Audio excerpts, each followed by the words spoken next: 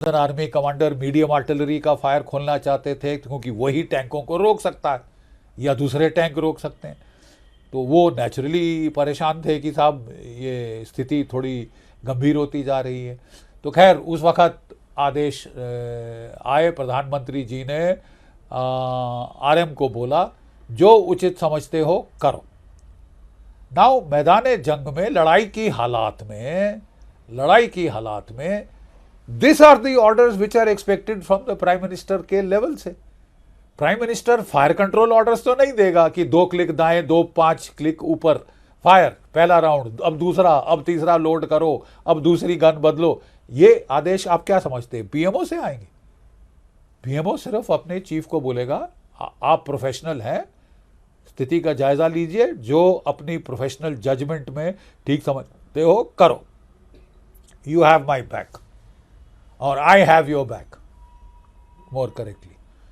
तो that is all. सिंदूर में क्या हुआ यही तो कहा गया था army navy air chief CDS को कि मुझे आप में पूर्ण विश्वास है, जो ठीक समझते हैं करिए, जो ठीक समझते हैं करिए, ठीक है। और उसके चलते आप जो है हमने देखा कि बिल्कुल सही काम किया गया। तो इससे ज़्यादा आपको क्या एक्सपेक्टेशन थी? लेकिन वहाँ बड़ा तूफान मचाया गया कि डेरेलिक्शन ऑफ ड्यूटी है, अपना फ़र्ज नहीं निभाया, ये नहीं किया, वो नहीं किया। इस आदेश के साथ जो उसको कहना था प्रधानमंत्री के दर्जे से वो आ चुका था।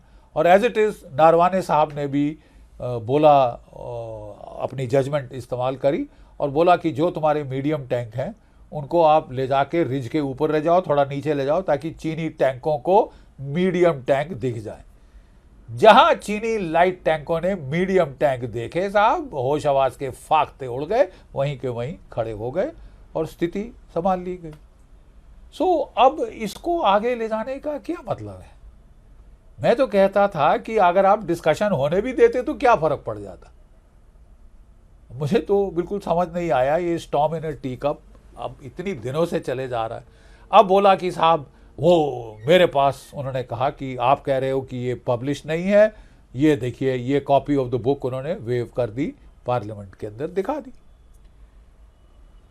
तो आज जो है ट्वीट आई है, एक्स पे आया है पब्लिशर पेंगुइन्स का जवाब।